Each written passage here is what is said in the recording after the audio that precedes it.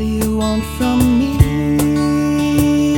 I'm just blood and flesh and bones. I'm not an answer.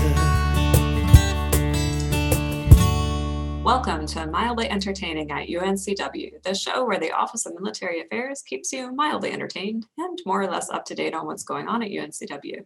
Your hosts are Joanna DeMott, the Military Liaison and Program Coordinator, and Melanie Nelson, the Military Student Services Specialist. Hello, Joanna. How are you? I think I'm supposed to say that I'm great. I think we've been doing this for a year. I've been great for an entire year. So I think I'm great. How about you, Melanie? Okay, yes. Yeah, I think you are supposed to say you're great, and I'm supposed to be like complaining that you're, so of course we have not recorded an episode in quite a while. We went on a break before the winter holidays. We were being warned a lot about burnout, and so we were like, you know, we are feeling a little tired of doing this, so let's take a break. And we thought that break would be like a few weeks, and it's been months. So here we are. I'm great because we're doing this. We're back in the saddle again. We are. It's been a full year. I can't believe it that we've been home. You're in the office now. I'm still at home most of the time, but we're at least able to move around and do some things. But yeah, it's been a year. I mean, it's been quite a year. We recorded 81 episodes. We were really trying to push to that 100, but the burnout, you talked about it. The burnout, but we did do 81 episodes. We started hard, like hard chargers. We were doing them every week, and then it became, every other week. And I think it's a nice, catalog, I think. Yes. And so this is what we're doing today. We're doing a year in review. This is it. We don't have an interview. It's just the two of us, just the way we started out back in March of last year. No, so at this point last year, I think we hadn't quite gone into shutdown yet. We were starting to hear stuff about the virus. You and Bill were actually at a conference in Philadelphia. And what I remember is that you were like, everybody started freaking out because of allergies, right? Because it's springtime and there's pollen and whatever, and everybody's like coughing and sneezing. They're like, do you have the virus? And we're like, we don't, I don't think so. I'm pretty sure this is just allergies. It was a very confusing time. Very confusing. Yes, I was in Philly with Bill, the director of our Office of Military Affairs. And yeah, I mean, Philly had been hard hit at that point. It was one of the cities that really had a bunch of cases. And at that point, a bunch of cases was like 20. So, we flew right back in, and I think I started working from home on the 17th of March, and we recorded our first episode on the 18th, which is interesting. Yes, because I had not gone to that conference. I was still working out of our old military resource lounge. We went on spring break, and it was sort of like, well, if the students aren't here, then I don't need to be here because I'm a student services specialist. And if there's no students around, I'm going to go work from home. And then it was very confusing. And there was a moment too when like UNCW had sent out an email saying no more travel, and you're like, wait, I'm already gone. And so we had to figure that out. We had a big event planned last March that we had to cancel, and that was sort of like, we had people saying like, can't you just go virtual? And I was like, I don't even know what that would look like right now. We're not doing that. We're canceling. We'll come back to this later. And of course now if it was like, do you want to go virtual? We'd probably be like, yeah, we have a virtual component already planned, right? How things have changed in a year. But yeah, so we came home and realized that we were going to be home for at least a few weeks and probably till the end of the semester. And the one thing that we could think of to do programming wise, we didn't want to do a whole bunch of events because we were like, students are getting used to their online environments and their classrooms. And I said, the one thing that we can't give them right now is the background noise of the military resource lounge, all the mindless chatter that goes on when students are hanging out together. So we said, let's do a podcast. And we started recording. And yeah, it was just really, it was a year ago. We did 81 podcast episodes in 1 year. Now, if you're doing like a weekly podcast for a year, you're only going to do that 52 times, right? With maybe a bonus episode here or there, or maybe even a week off here or there. You might only do 48 or 50 episodes with holidays and everything. So we did pretty good to get to 81 over the course of 1 year, I think. Yeah, 81 episodes of mildly entertaining, mindless chatter. I think that's pretty fantastic. Pretty fantastic way to spend our workday, honestly. And who doesn't love data? So, I went and looked at our episodes, went and broke it out there. So 81 episodes, we did 41 UNCW faculty staff interviews from 32 different departments. We had 29 outside organizations, veteran, military affiliated, supportive outside organizations. 4 service branches were represented. We had 8 VSOs. We had 3 alumni business owners, which was pretty fantastic. And then 5 just kind of other, my family came in, your family came in, just our office in general. And we switched this whole podcast thing. We have to just, let's start here. We really hadn't done a ton of research or recorded a podcast, or we'd listened to a few, right? We'd listened to some podcasts. We didn't know what we were doing. So we started off on messy.fm. Then realized that they are going to charge you money after a certain period of time. So we're, we work for a university. We don't have a lot of money to be shelling around. So we went over to YouTube. So when we went over to YouTube, we've had 804 YouTube views. That was at that point in time when I did this. I think we probably have more. I hope we do. And, so I think it's a pretty good catalog for people who've never recorded a podcast, who didn't really know what they were doing. And we're using this new thing, Zoom, which I'd never heard of prior to March of 2020, and now has become just so, I'm on it all the time now. And a lot of people are. It's a tool that we didn't know existed that we really needed. I actually found myself training people with our Military Officers Association, a couple of whom we've actually interviewed for the show. And I convinced them to use breakout rooms for our meetings that we have every month. And so people who show up to those big Zoom meetings, they do a presentation, and if they want to, they hang around and they get put in a breakout room to have a little, 2 or 3 person chat. And it's just wonderful. And they're all like so excited to get to talk to each other. And I was like, yes, I am the Zoom master, except I'm also not the Zoom master, because there are all these times when I'm like, where did the such and such go? And it's just like everything's disappeared and I can't find anything. It's always when I'm like leading a meeting or leading a class and I'm like, guys, I don't know what's happening here. And someone has to step in and help me. Sometimes it's you. And how did we learn to use this? By recording all of these podcasts on Zoom.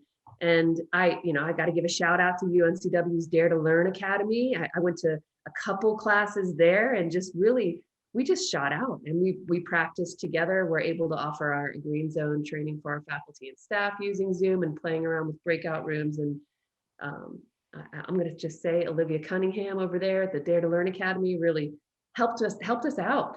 And we learned how to use it so well that you trained the MOA folks how to use it so they could have their meetings virtually. And I trained Camp Lejeune Leadership Seminar so that they could offer their seminar remotely. So, paying it forward all over the place. Paying it forward. That should probably be the title of this episode, Paying It Forward All Over the Place. Speaking of episode titles, our top 5 most watched on YouTube were episode 56, Jeff Janowski with Normal-ish. Jeff Janowski is the UNCW, one of the main photographers for UNCW. Episode 50, this one also says 56. I don't know which episode this is. Jim Carper, General Jim Carper from MOA. Title of that one was Live Like You're Retired. We had one with Darian Bales from Campus Activities and Involvement Center here at UNCW, Sweet and Spicy. We had Joe Rouse with Break Away from the Almond M&Ms. And we had Alyssa Wharton with Your Face on an Ice Cream Cone. 169 views on that episode. That's pretty good for us. I mean, obviously we're relying on our interviewees' social media networks, but that's how you build an empire, right? Sure. And YouTube is not going to be paying us anytime soon with views in the even triple digits. But for a podcast that we just kind of made up on the fly and launched during a global pandemic, I'm not complaining. I'm not complaining either. And you know what? I've noticed that there are some other offices at UNCW that are launching their own podcasts now in kind of like limited series runs. And we did go back and we met with Alyssa Wharton again to talk to them about how we could rework the show moving forward. So we do have some exciting new developments there that we're going to be considering. But we were also able this semester to relaunch the Military Seahawk podcast, which I used to just show up and like host that. I didn't do anything with the actual like recording equipment or the publishing of that podcast, but we handed that over, and that is now going again with interviews with student veterans, which is super exciting that we're able to keep that going. And it only took us a year to get back on track with that one. You know, the fact that we even did this is pretty cool. You know, I'm kind of risk adverse. So when Melanie came to me and said, "Hey, let's do a podcast," I wanted to do 10 weeks of research and figure it all out. And I'm so glad that we didn't. I'm so glad that we just launched and went for it. The other podcasts that you might see out there are going to be a little bit better produced, maybe. Maybe they're going to have more poignant topics. But the mindless chatter, I think, you know, check. Mildly entertaining, mindless chatter, check and check. I think we've accomplished our goal. I think we did what we set out to do. And of course, at the time I was like, we might not even have 10 weeks to be running this thing, because we didn't know when the pandemic was a brand new word for us. We weren't sure how long this was going to go. And so it made sense to take a free trial at messy.fm, because I was like, well, we're probably only going to do like a couple of weeks worth of episodes. Like we might have 10 episodes total and be like, and that's a wrap, right? This did not work out for us. And instead we just kept going and going and going until we really finally ran out of steam. And we were getting a lot of messages from higher education communities in general, and in UNCW in particular, on like, you know, let's make sure to take some time to recharge because you really have been going. Because that was the thing. We launched this on March 18th. We had just started working from home. We were in the midst of figuring all that out, and we just started a whole new thing. So we did eventually run out of steam. I will full on acknowledge that. You know, I we absolutely ran out of steam. I do think that doing a podcast, that this podcast for me, you know, I don't work on campus. Before the pandemic, I was down on campus maybe once a week. Being able to collaborate across campus, and then with some of the people that I would normally have meetings with, you know, I had regular meetings with outside organizations and VSOs, and being able to reach so many in a year, I don't think I would have had that many meetings with different departments in 1 year. I think we definitely leveraged the opportunity the best that we could. And it has gotten a lot of recognition for our office all over campus.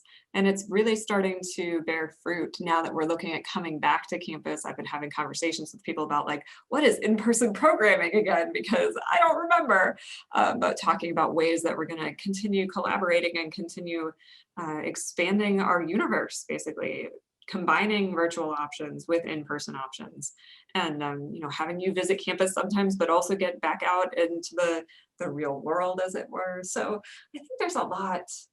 It just really did a lot for us, and I think I personally am thankful for the medium for being there for us when we needed something like this.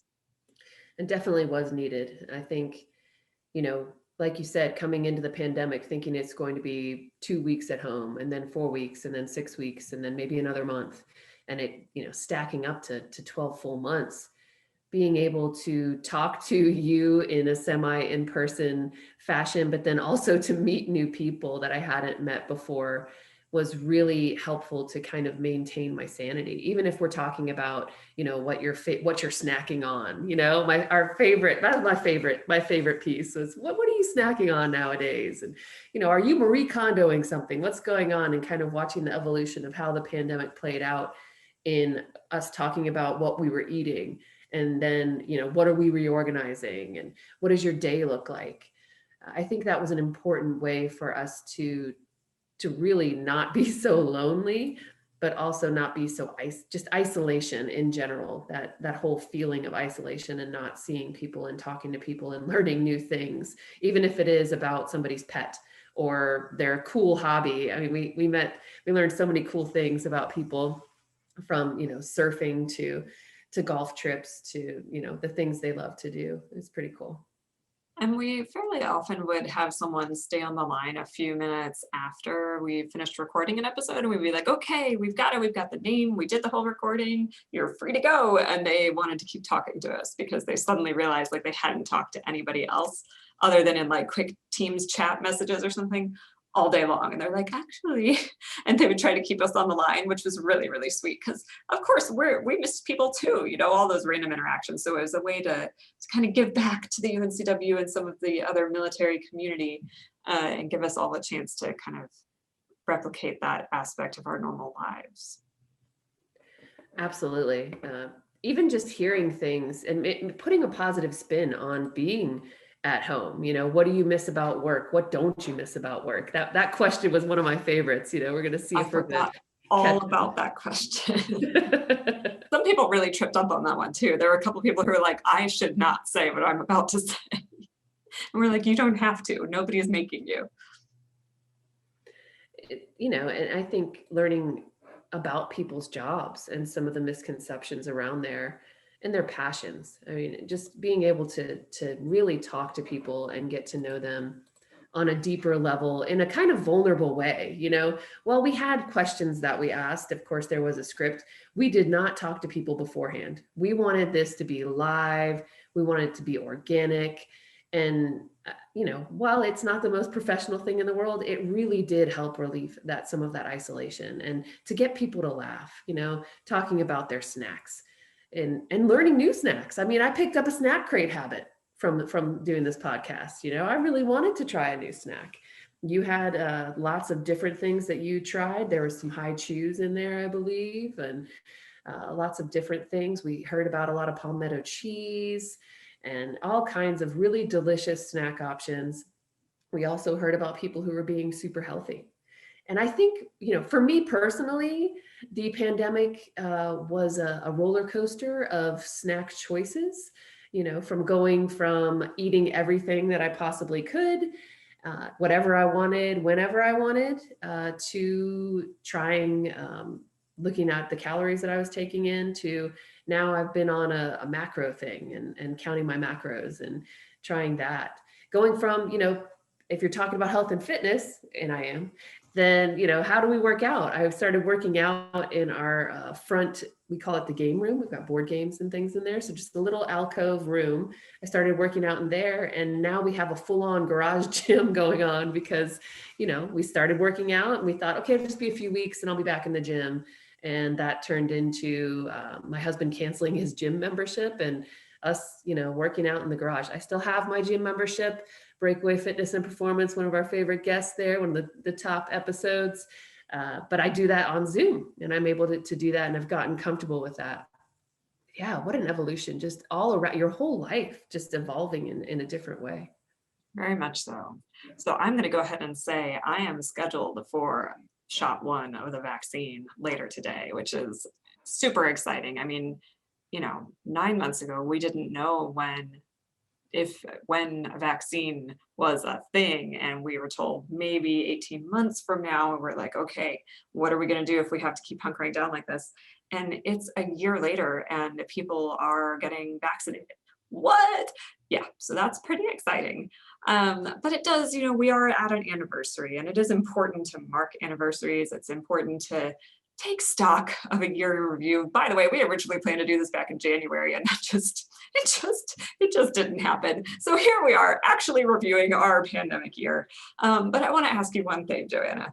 If there is one thing that you regret about your life pre-pandemic, what is that one thing? And has the pandemic solved it, or is there something that you're going to do differently moving forward? There's so many things that I've really learned, and positive things that have come out of the pandemic. I don't know if there's one thing. For me, I think we were, as a family, I have, 3 children. They're 15. Now, my son is 15 today. My oldest son is absolutely 15 today, which is driving me a little. I know I'm doing a little caveat here. He's going to driver's training soon. It's getting real. But yeah, so he was always in soccer. We've got sports going on. We were constantly running. We had dinner together at home, maybe a couple times a week. One of those, and on the weekends, we did make a priority of our Friday pizza movie night. But other than that, we were having dinner together maybe once a week. We sit down every single night and have dinner together. And a lot of times after dinner, we will play board games or card games together. And that, I didn't know that was missing. I thought that this was, I'm a mom, I've got 3 kids, a husband, and I thought that that's what our lifestyle was supposed to be. We were supposed to be, taking them to music classes or sports or whatever. And that's what our evenings were supposed to be like. I think that was an assumption that I made that was really wrong. It really isn't about that. And I think we've grown closer to one another. Sometimes that can be a little too much. But yeah, just slowing down, really focusing on our priorities is who are those people who are going to be there for you, forever, right? Is your family. Everything else and all the priorities and the things that are outside of that really aren't as important as I made them prior to the pandemic. So we've enjoyed some really fun things, weekly date night picnics in our bedroom, where our 15-year-old now will watch the little ones so that we can have a meal and just chat. We've done that for the entire year. Every single week for the entire year on Wednesdays, we've sat down and done that. So I can't tell you an entire year where we had a date night every single week. We would try. We'd start the year like, it's our New Year's resolution. We're going to date night every week. And that would last for a couple months, and then a sport or something would pop in. So I think just being able to refocus on family and understanding the importance of that has been the greatest thing to come out of the pandemic for our family, and what I regret not doing sooner prior to. What about you, Melanie?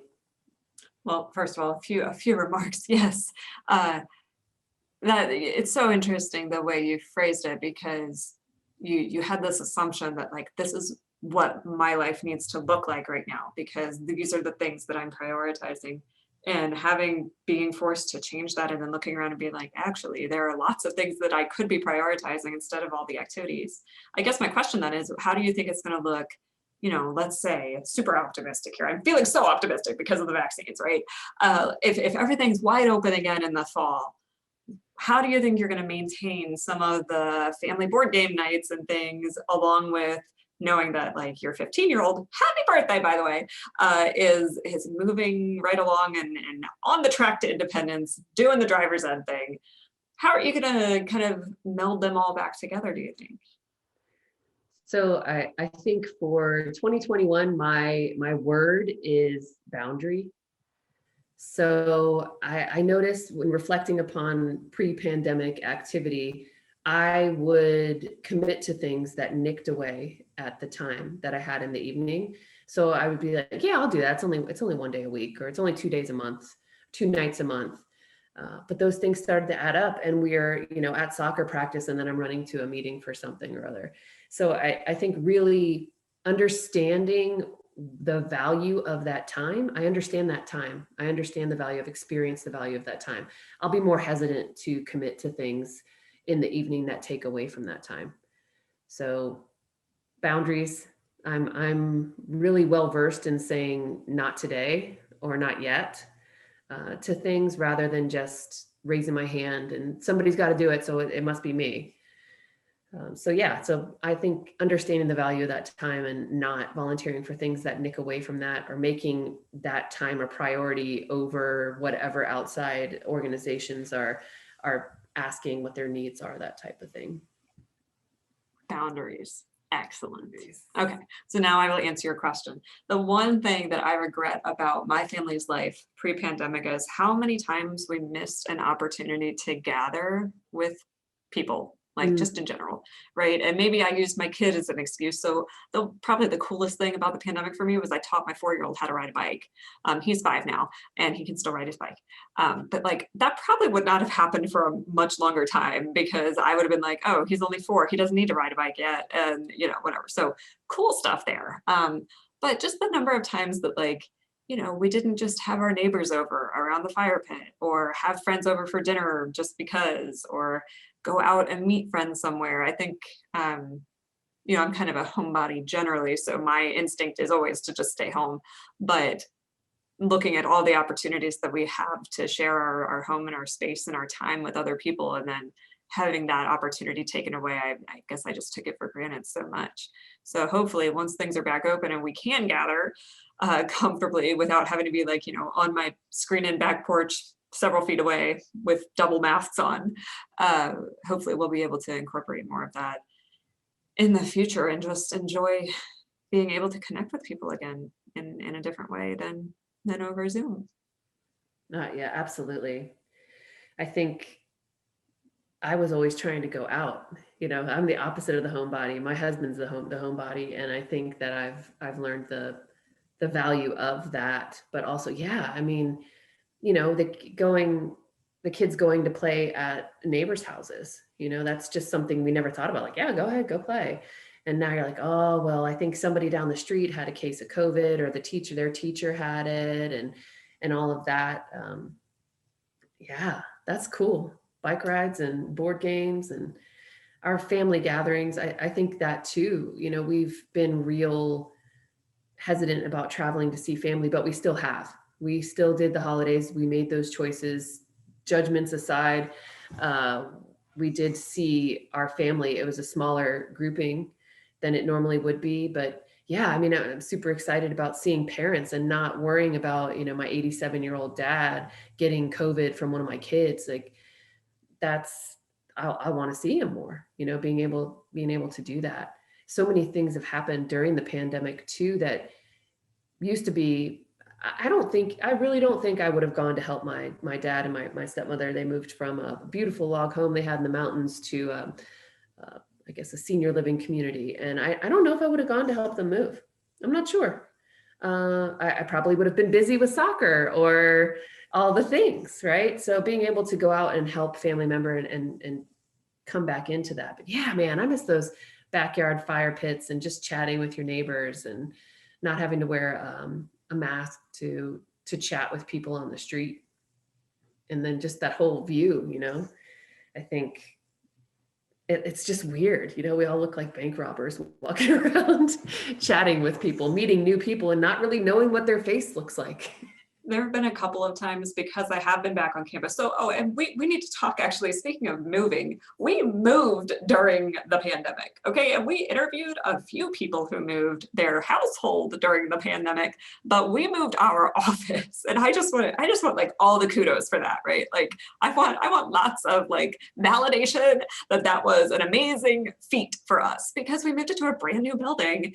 And we decorated it. I had somebody in here yesterday admiring how we decorated all the bookshelves out in the front area with all our military memorabilia. We got a whole new thing going here. We communicated that to our students and to our community members, and people sort of trickle by, but it's been like, I've noticed there are a few more students back on campus this semester, and the weather has gotten gorgeous. And so I can look out the window and see people on the academic quad hanging out with masks on, et cetera, et cetera. But it's like people, and I've caught myself a couple times just like standing in our hallway, like spying on people. And I'm like, there's people out there. It looks like a real campus again. Because the first day back to school in the fall, they had put the orientation leaders or student ambassadors or somebody were out standing on the quad. It was a rainy day, which didn't help, but they had this like sign that they were holding that had a big question mark. And it was like, do you need help finding something? You can come ask me. And they were just all by themselves in the rain. And I was like, oh, this is possibly the saddest thing I've ever seen, right? Like, because normally they'd be like mobbed by students going, wait, which building is Veterans Hall again? The one that says Veterans Hall, guys, but whatever. So yeah, it's just looking forward longingly to those days when there will actually be lots of people out and about, and we can just, I can go sit and have lunch in amidst a pile of students and then retreat to my quiet office.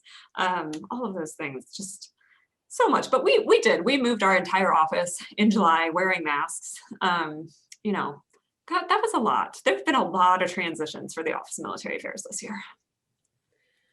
Yeah, and it's, I'm having these flashback memories of us like loading my tiny hatchback and your small SUV up with things to bring over to the new lounge, and sitting there with masks on, building shelves and decorating and finding different things to do to really make it seem more homey. And a plug out there, if you are a UNCW student, if you're military affiliated, if you are, interested in just checking out what the only Veterans Hall on a college campus in the US looks like, you're welcome to come down, contact us. Let's do this.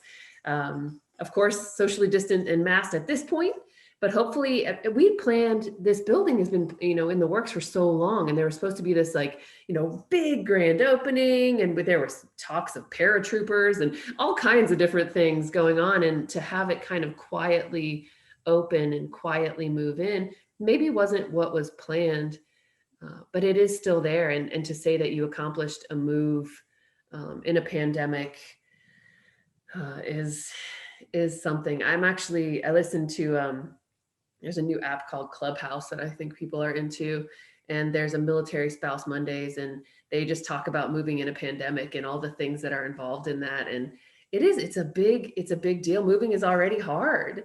And it's, I think it was probably, okay, we'll move, we'll get set, it'll take us a week to get set up, and then we'll have a mob of students coming in. And that's just not what happened. So all those plans for, the coffee maker and the brand new dishes and all the things that we just couldn't use, that are just waiting for us to be able to open up and use, is really exciting. I don't think I'll be complaining about being run over by a bike or a skateboarder in the fall. But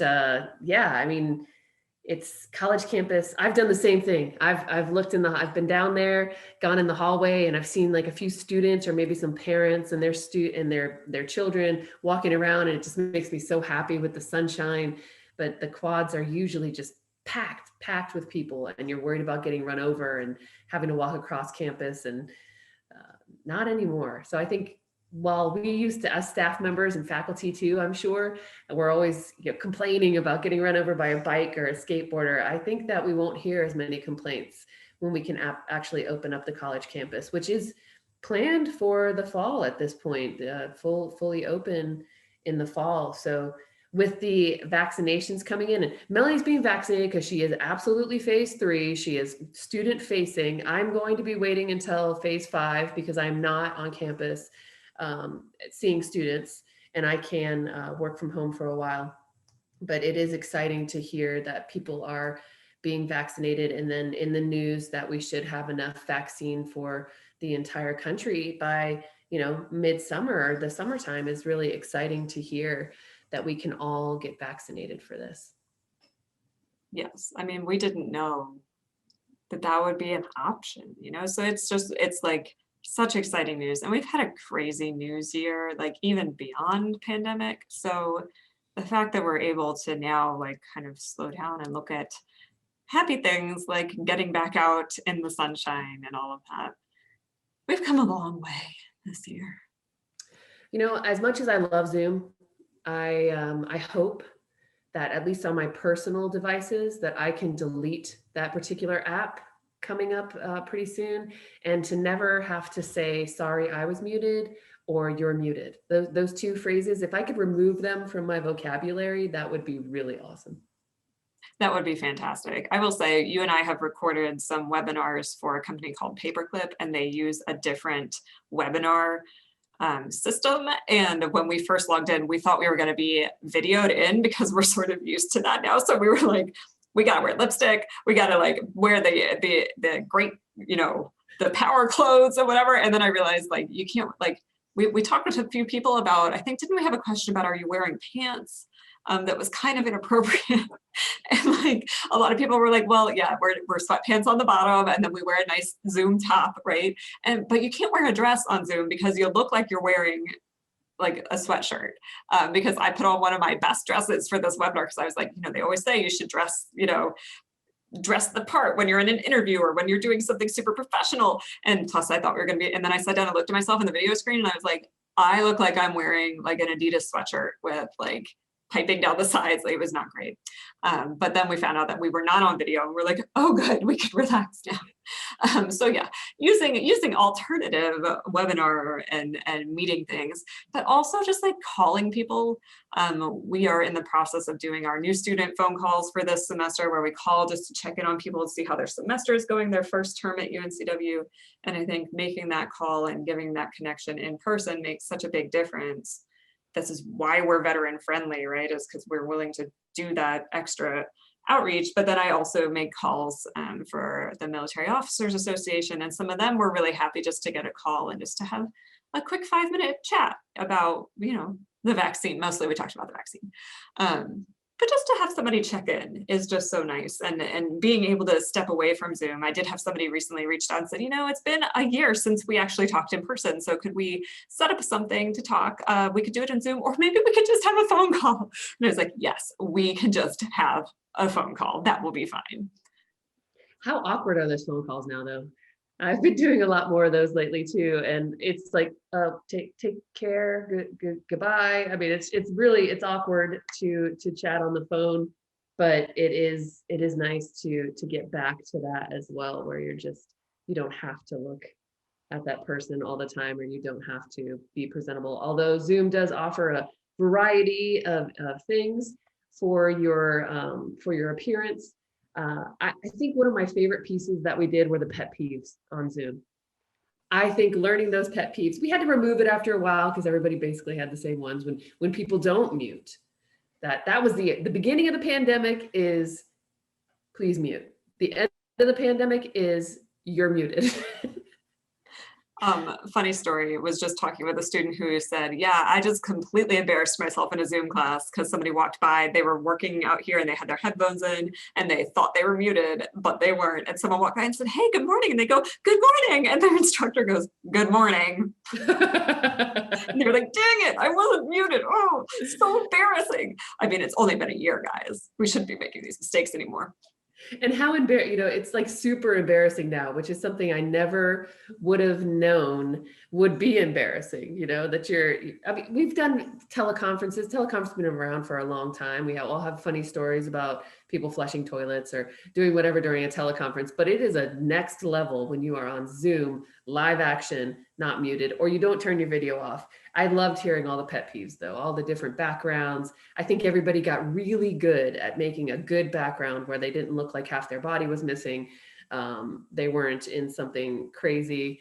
We really got very good at making sure we were muted and changing up our backgrounds to, I think now they're like marketing, they're for marketing, you can put that background on and you're on a call. It could be unrelated to your job or with an organization that you're not necessarily affiliated with, but they can see that you're from whatever company and it becomes a piece. Zoom has really done some things. Wish I would have purchased stock. I think some people did. I never would have thought to do that. But yeah, it's good to see that maybe we're going to get away from having to look at somebody on a screen. It's weird now, though. I think I'm so used to looking at myself that it feels weird to me in person, not being able to see myself. It's been too long. It's obviously 12 months is too long to only have contact via video teleconference. Yeah, there's like an extra layer of vulnerability right now where like if you're going to meet with somebody in person, you don't know what you look like. Also, funny story, here we are talking about muting and I'm back in the office and I have a real live office phone now and it keeps ringing. People want me today. I don't know. So that's why if you heard that in the background, I don't know how to mute my physical phone. I'm not sure that's an option. So yeah, so there's that. Okay, so you mentioned signing off at the end of phone calls is awkward. There's also an awkward sign off where like, if you're the person hosting the meeting, you should always click end meeting for all. Like you announce that we are done and then you click end meeting for all. Not, you can stay on the line and keep chatting and saying bye, bye, have a good day, bye. And I will also observe that the phrase bye-bye is like magic. And it's something that we're allowed to say because we're moms. Other people are not necessarily allowed to say bye-bye. But if you say, okay, bye-bye, and then you hang up, the other person feels like loved and appreciated because you mommed them on your way off the phone. That's what I've decided. So at the end of phone calls, like I tutor over the phone for the Cape Fear Literacy Council as a volunteer. We switched to that medium. And at the end of our sessions, we will just keep sitting there saying, okay, I hope you have a good week. I hope you have a good week, over and over until I say bye-bye and hang up. Yes, the take care does not work. I've learned something new today and we'll be using that in the future. Yeah, I like it. We've gone from having a new technology to not wanting to even look at this technology anymore to going back, old school. telephones, which Okay, I hated so using before. what is next? Because we are closing out mildly entertaining at UNCW. We think that it's kind of run its course. People aren't really focusing on this sort of thing anymore. We've done the transition. We're looking at transitioning back.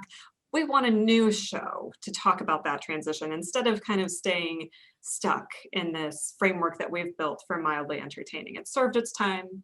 We're ready to move on. What's next for us? I think we have a chance to leverage that collaboration that we have established using this medium.